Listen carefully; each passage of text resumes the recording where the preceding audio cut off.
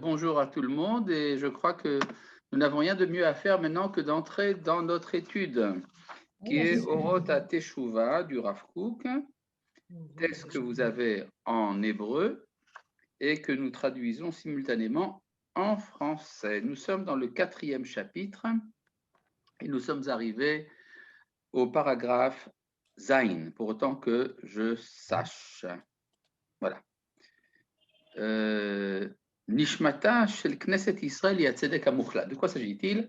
Il s'agit de la motivation de la Teshuvah. Alors, vous savez qu'on a déjà vu qu'il y avait des motivations personnelles de toutes sortes, la motivation biologique, qu'on appelle la Teshuvah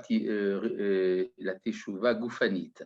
Il y a également une Teshuvah psychologique, une Teshuvah religieuse, une Teshuvah qui vient de l'intelligence, une Teshuvah pour un péché, une Teshuvah,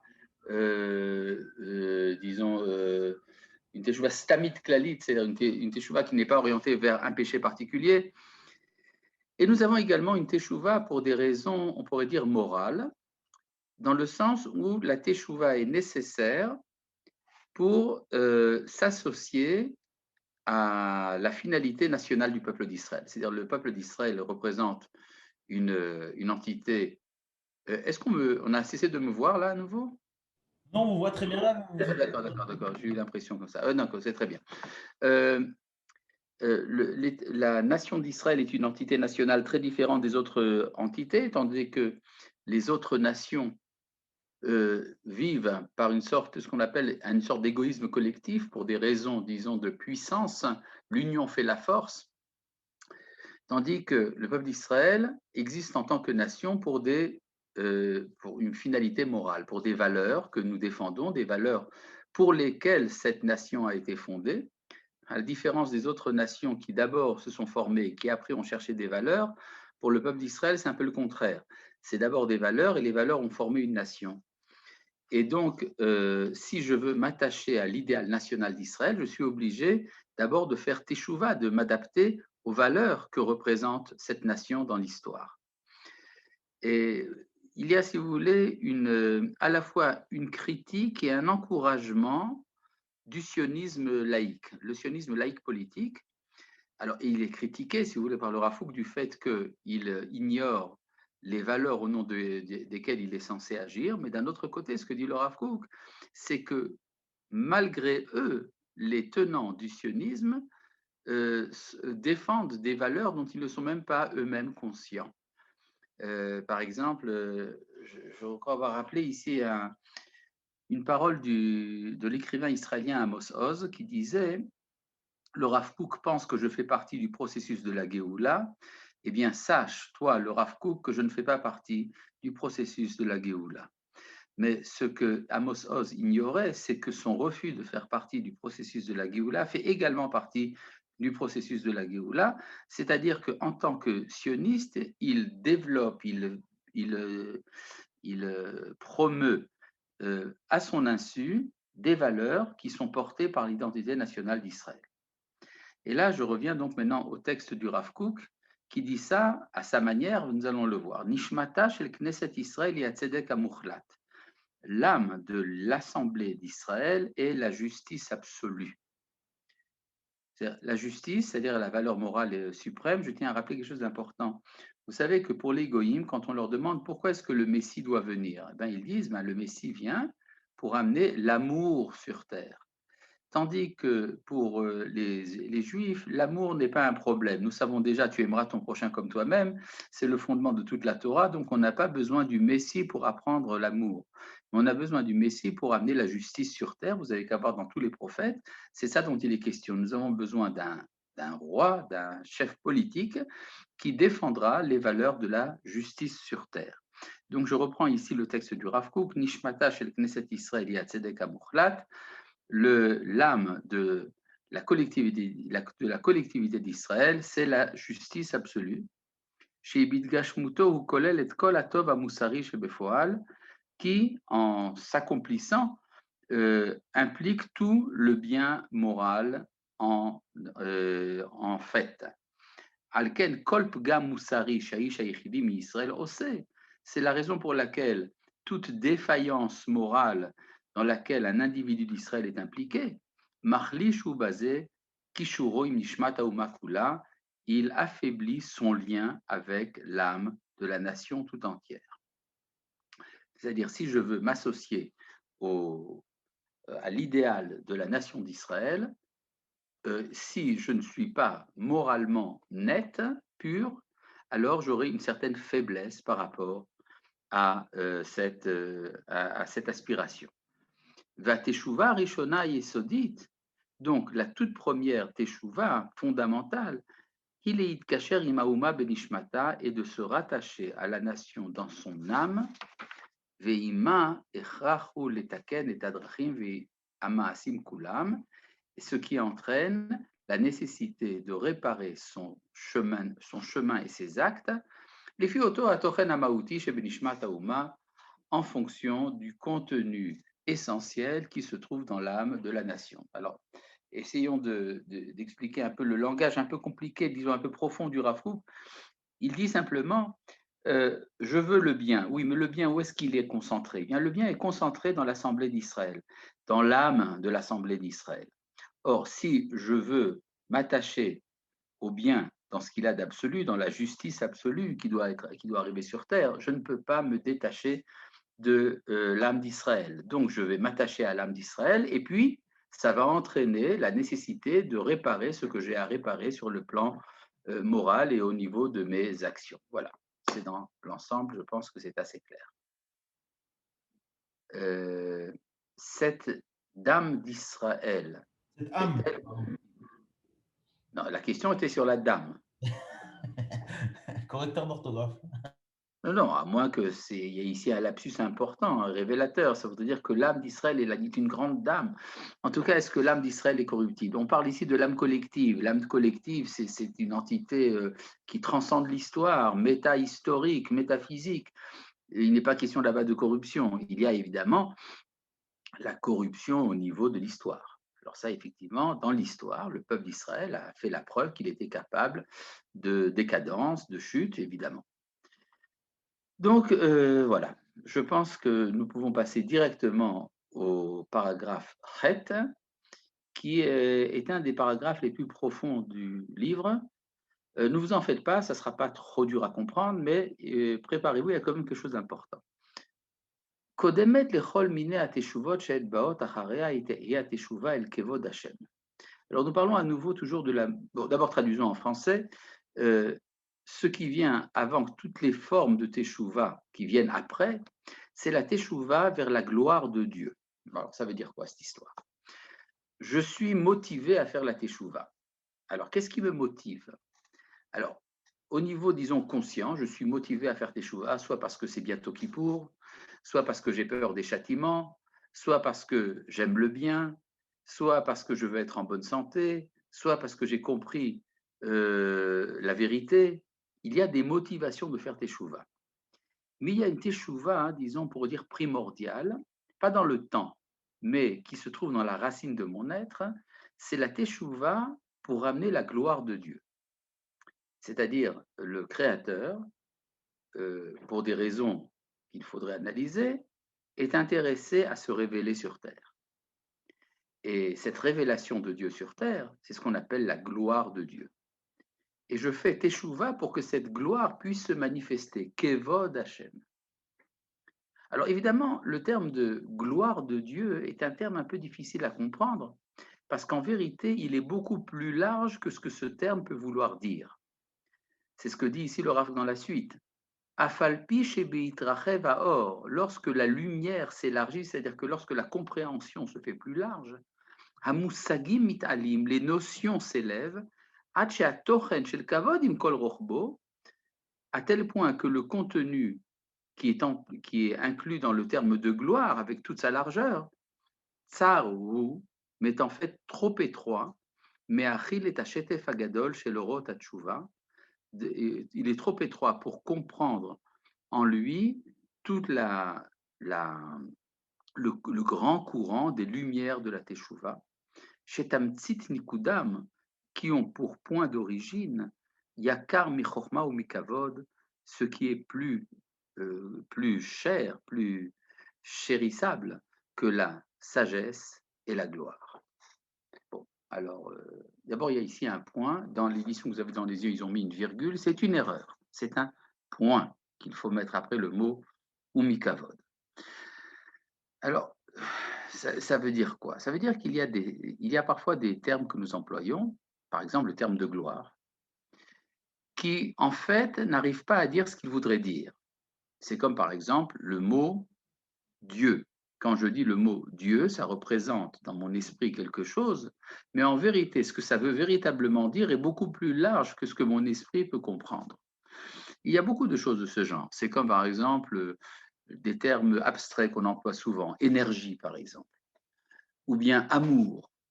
Il y a beaucoup de termes que nous employons qui en fait sont des termes qui sont mal choisis, mais nous n'avons pas le choix. Nous sommes obligés d'employer certaines expressions qui par la suite, en s'élargissant, vont dépasser leur première signification. Vous pouvez voir, par exemple, dans l'introduction du Ramchal à son Messilat Yesharim, c'est la voie de la rectitude de Rabbi Moshe Chaim Luzzatto, dans laquelle il explique que termes de la morale, par exemple, l'amour de Dieu, la crainte, la modestie, la générosité, etc., tout ça, ce sont des termes qui sont courants, que tout le monde connaît, mais qui en vérité ne veulent pas véritablement dire ce que ça veut véritablement dire.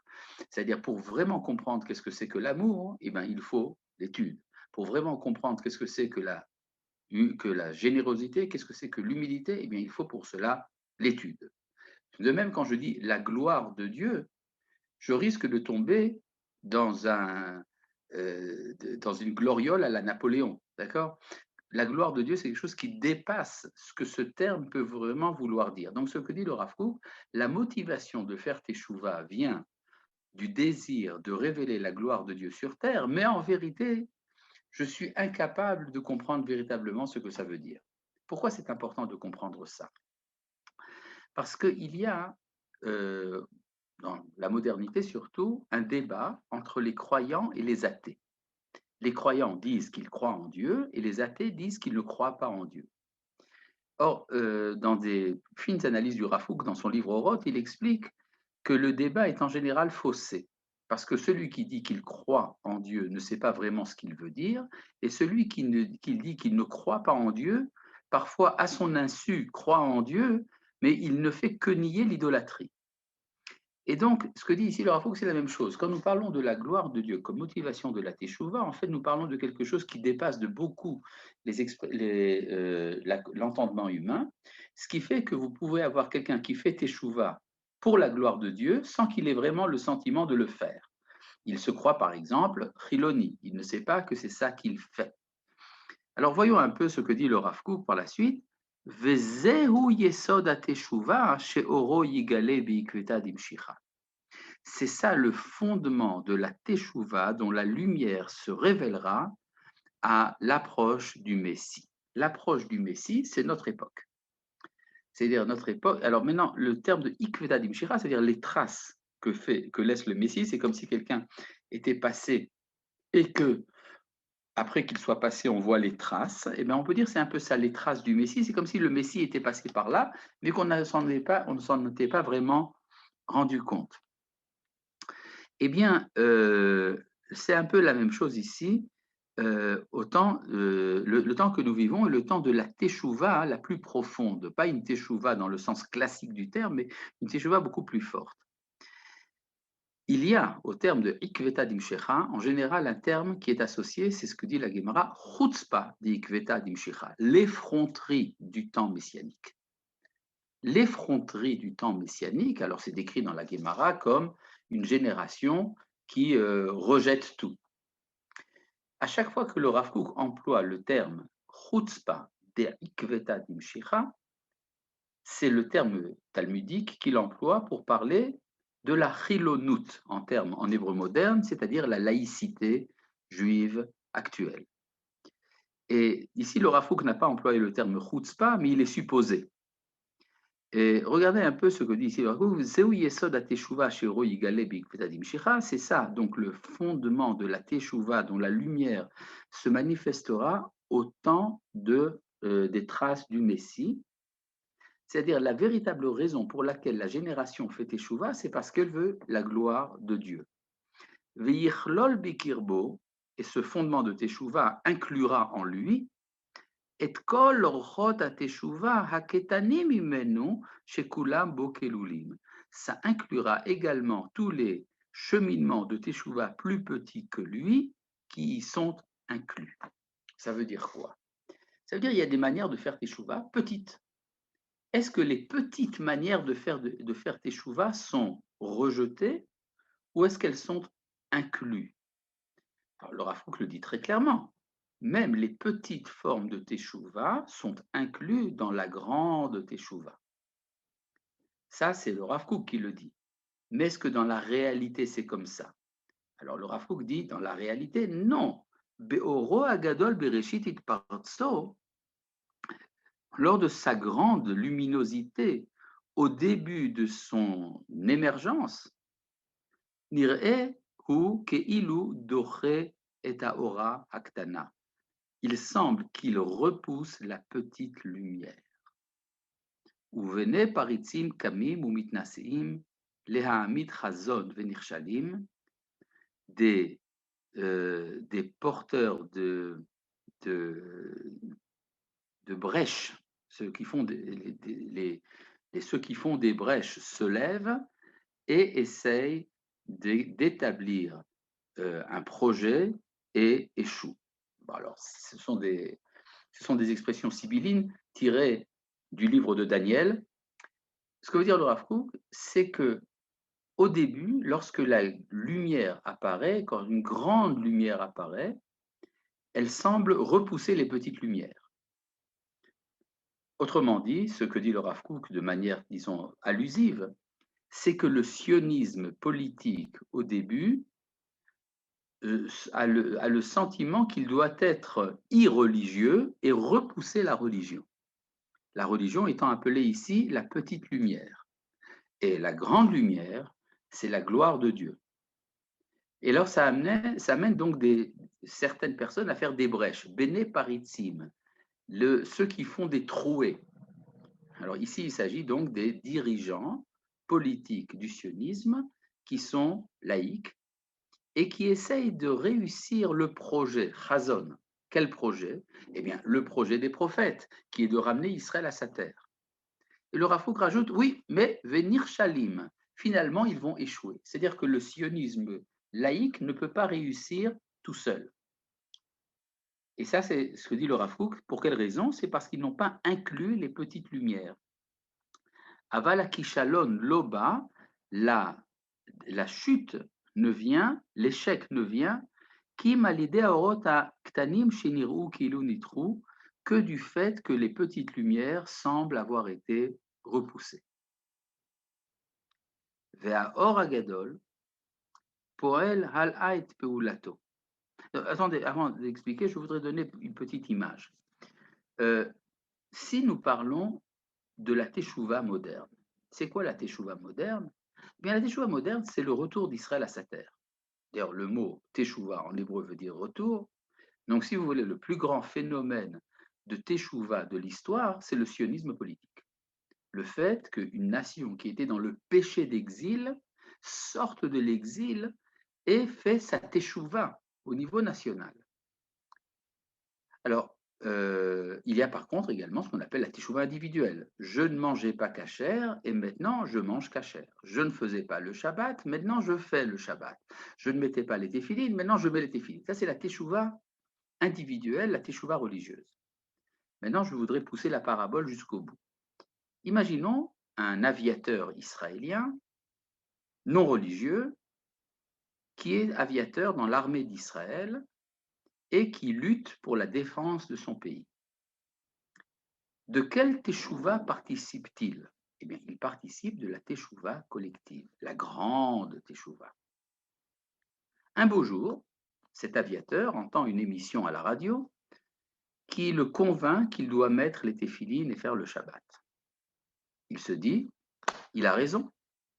L'enseignant dans cette émission a raison. À partir de maintenant, je vais faire Shabbat et je vais mettre les téphilines et je vais quitter l'armée. Ah, donc il est tombé de la teshuva collective au niveau de la teshuva individuelle. Parce il sent une sorte de rivalité entre la grande lumière et la petite lumière.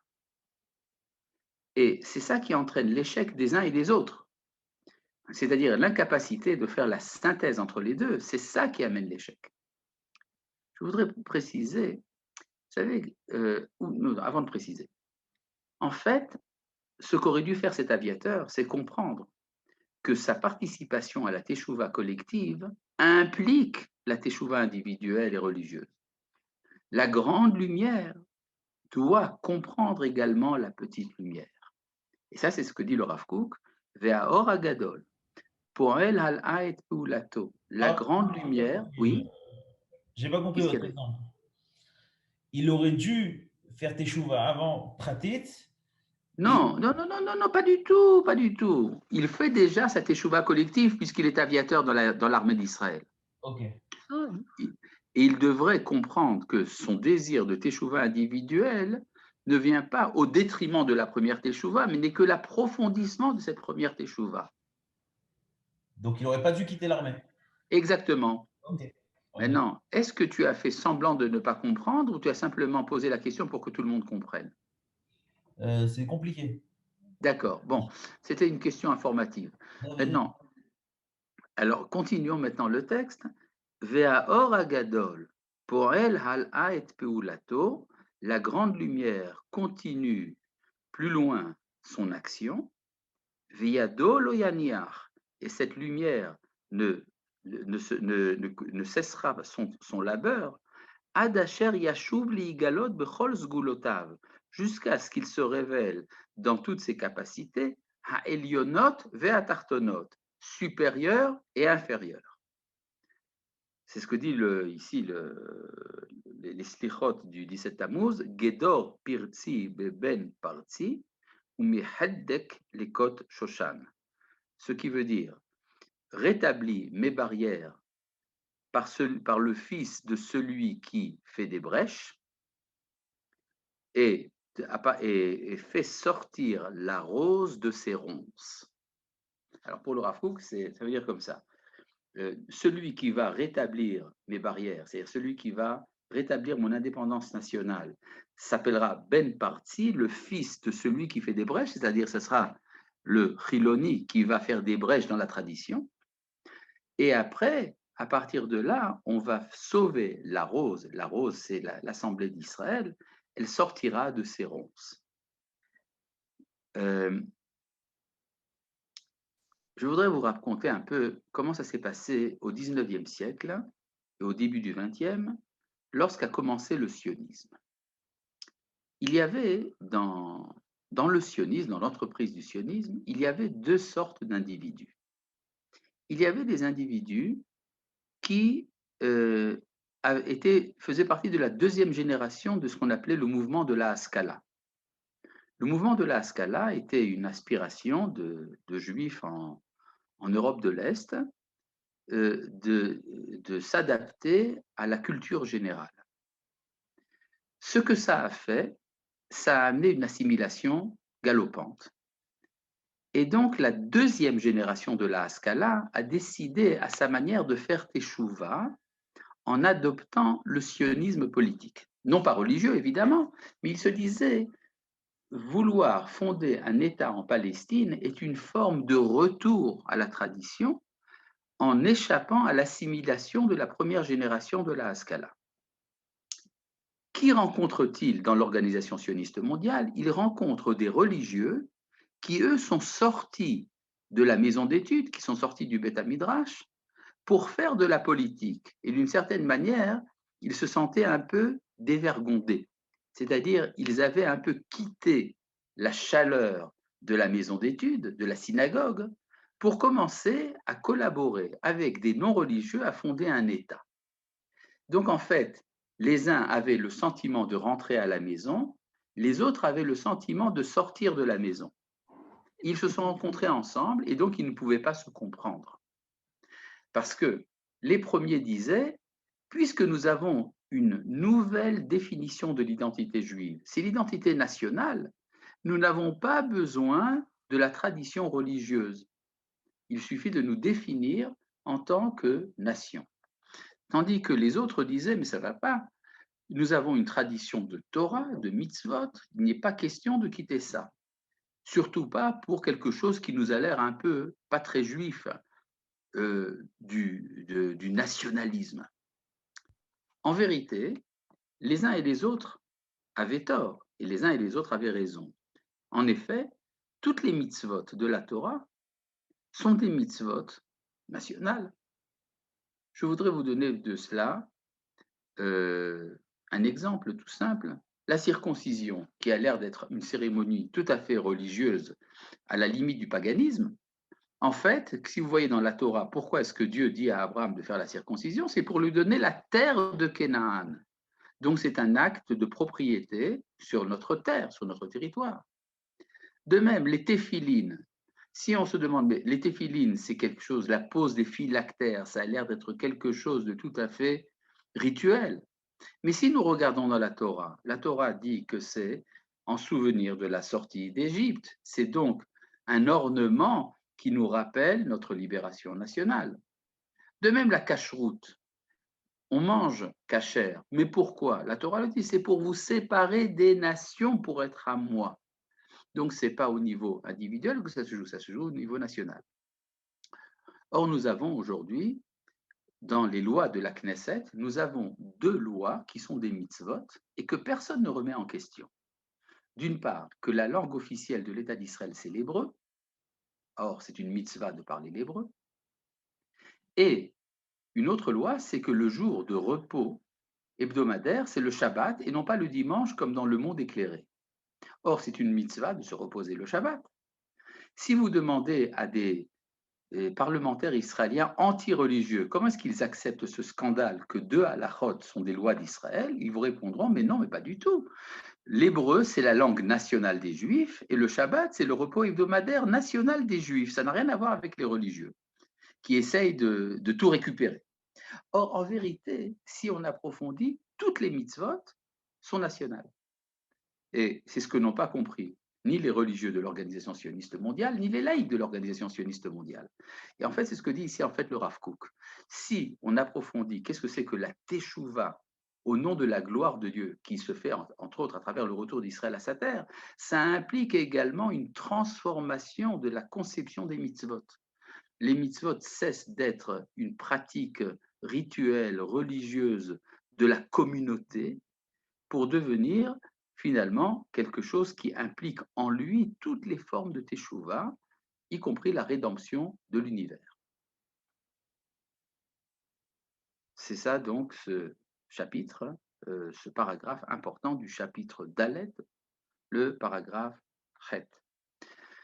Eh bien, puisque c'est comme ça, nous allons passer aux têtes. D'accord. Mitzedadim shonim tavo v'titgale ateshuva. De différents aspects viendra et se révélera la teshuva. C'est-à-dire, pourquoi est-ce que la génération qui s'est éloignée du judaïsme va faire teshuva? Ben, il y aura beaucoup de raisons à cela. Je voudrais vous raconter à ce propos une petite histoire. Il y avait un des fondateurs de la Shomer Hatzaïr, mouvement kibboutzik très fortement laïque, socialiste, qui s'appelait Avraham Chazan. Ne pas confondre avec le grand rabbin Albert Hazan, qui portait le même nom. Mais Avraham Chazan était donc un des fondateurs de la Shomer Hatzaïr. Et un jour, quand il était déjà assez âgé, dans une interview, il a dit « C'est dommage. Moi, j'étais un apikoros, un hérétique. Mais mes enfants sont des améharatzot, des ignorants. Ils ne savent même pas contre quoi ils se révoltent. » On peut dire d'une certaine manière qu'une des motivations de la Teshuvah, c'est justement ça, cette aspiration à un héritage dont on nous a privés. Un héritage, c'est un scandale. J'avais de telles richesses dans mon héritage et on m'a volé mon héritage. C'est au nom de cela que je fais Teshuvah. C'est une des manières de faire Teshuvah. Et ce que dit ici le Rav Kook, voilà, je reprends ici donc le texte. Echad miyuchad mitzedadea elle, une forme assez particulière de ces aspects-là, Yiyeh Tsar sera la souffrance, al ha'elbon shene'ela baruach hagadol, de l'humiliation que nous ressentirons pour notre grand esprit, ha'atzur bechol ma she'inchilu avotenu, qui est inclus dans tout ce que nous ont livré, nous ont fait hériter nos ancêtres. She'en shiur leuzo ve'uchvodo, qui n'a pas son pareil, qui n'a pas de mesure pour sa puissance et son honneur. Effectivement, aujourd'hui, on voit dans le public non religieux une aspiration à prendre connaissance au moins, pas forcément pour faire teshuva pratiquement, mais une aspiration à la connaissance des sources. Nous voulons savoir qu'est-ce que nos ancêtres disaient. Il y a une très grande richesse dont les pères fondateurs du sionisme ont privé leurs enfants. Or, ce grand esprit, chez les Indiens, on disait Manitou, je crois. Non, ça n'a rien à voir. Bon, en tout cas, ce grand esprit, sa source est une source de vie. Hamakor à Elohi à Elion, la source divine suprême, Sheoler venimshach midor dor, qui va en s'écoulant de génération en génération, Urshemisimim et lève, et lorsqu'on y prête attention, Halo motzimbo, Hakol, on y trouve tout. Kol chemda vechol tifara, toute aspiration, toute splendeur, vers Rocher Hakafrani, alors que l'obscurité mécréante, Garam liitalesh mikeren ben shemenze, nous a causé de nous arracher de cette corne d'abondance, Velitot bisdot sarim, et de s'égarer dans les champs des étrangers, She'en bahem leshad vechaim ba'adenu klal, qui ne portent en eux aucune sève et aucune vie qui est digne de nous du tout. C'est-à-dire, c'est dommage, vous nous avez amenés à des idéologies étrangères et ne nous avez pas donné l'héritage de nos ancêtres. Hatzar agadol azit paretz be'oz. Cette douleur, cette grande douleur éclatera avec puissance. Alors, ça veut dire que vous aurez un mouvement de personnes qui vont tout rejeter de la chilonout, qui vont dire toute la culture générale ne sert à rien. Ça sera donc un extrême dans l'autre sens. Il y a effectivement, vous avez souvent chez des Baalei Teshuvah, le refus de connaître tout ce que la culture générale peut donner. Et alors donc on tombe dans une sorte d'obscurantisme un peu étroit et bête qui dit l'important c'est les mitzvot, l'important c'est la Torah.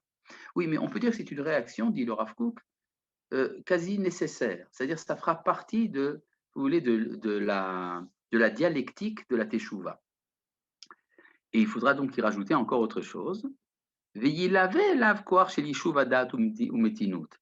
faudra donc y associer une force d'équilibre et de prudence.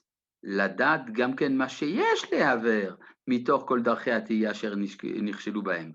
Il faudra savoir qu'est-ce qu'il faudra retirer, qu'est-ce qu'il faudra trier de tous ces cheminements d'égarement dans lesquels on a trébuché. C'est-à-dire, ne pense pas que les idéologies auxquelles tu t'es attaché sont entièrement à rejeter. Il y a là-bas de grandes valeurs qu'il faut associer à la sainteté.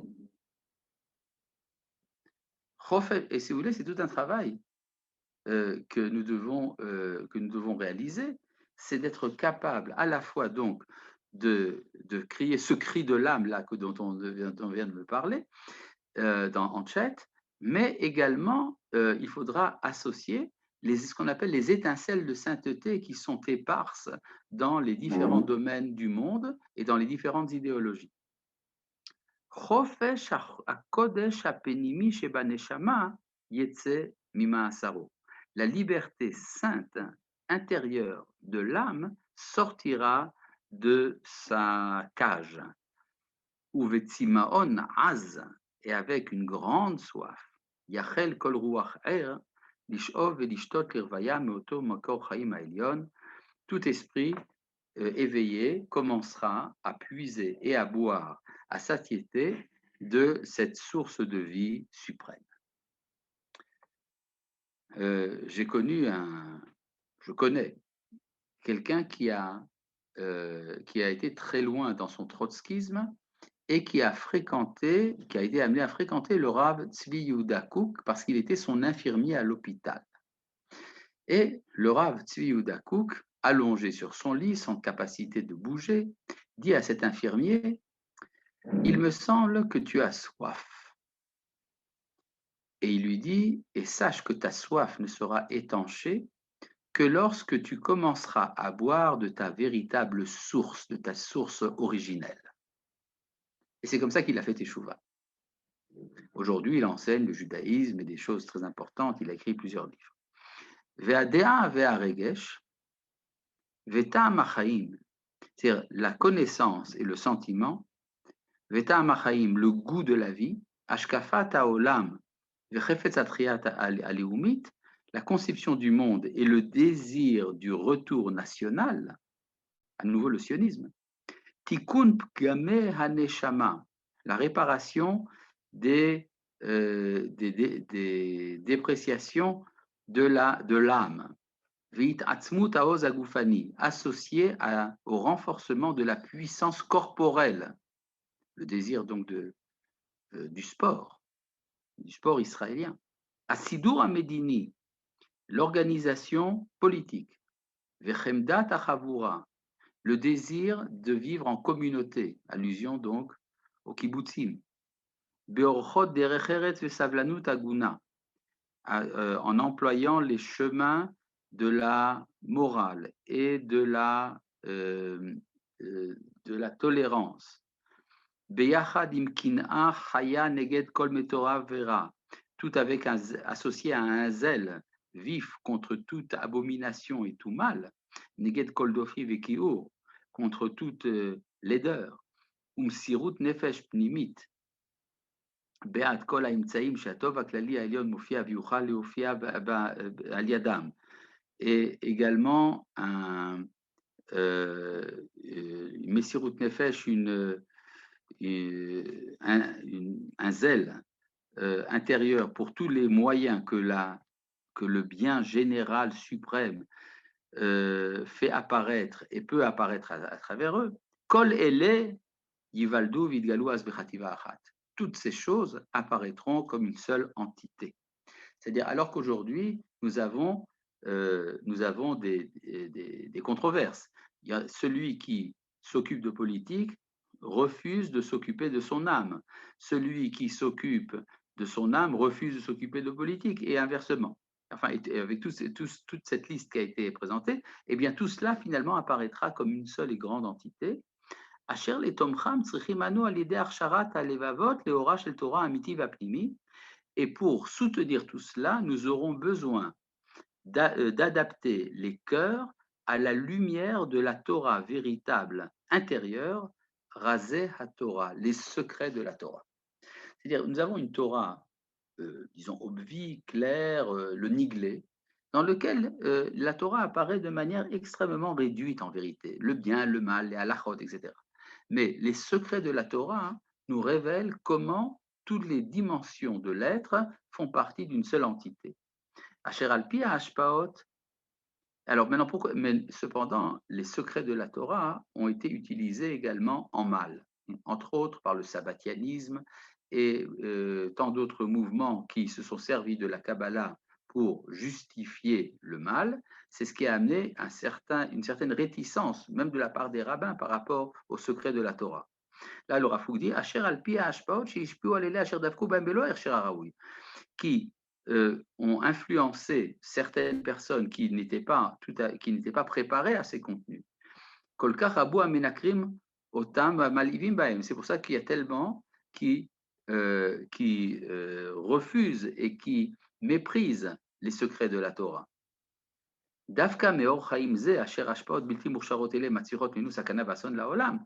Précisément à partir de cette lumière de vie qui, quand elle influe ceux qui ne sont pas adaptés, amène des dangers et des catastrophes dans le monde,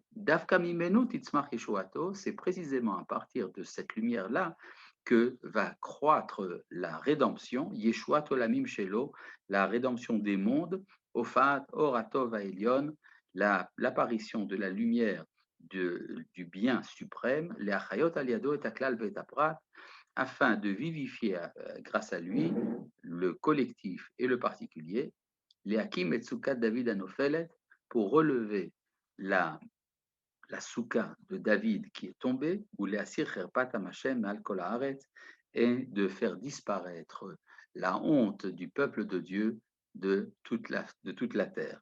C'est-à-dire, il y a également une allusion au fait que le peuple d'Israël est méprisé théologiquement par les nations et qu'il va retrouver sa dignité par son retour, ce retour qui ne peut être compris que par l'association de l'étude des secrets de la Torah pour comprendre comment tous les domaines de la vie ne sont pas des sujets de controverse, mais au contraire font partie d'une seule et grande entité.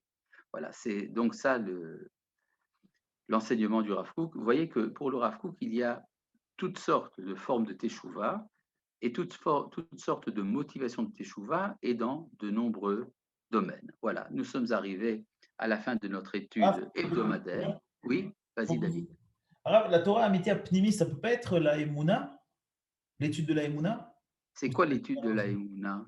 C'est l'étude de la Emouna de manière sérieuse. Or, ça implique une connaissance également des secrets de la Torah, en tout cas chez les maîtres. Voilà. C'est tout pour aujourd'hui. Shalom, shalom.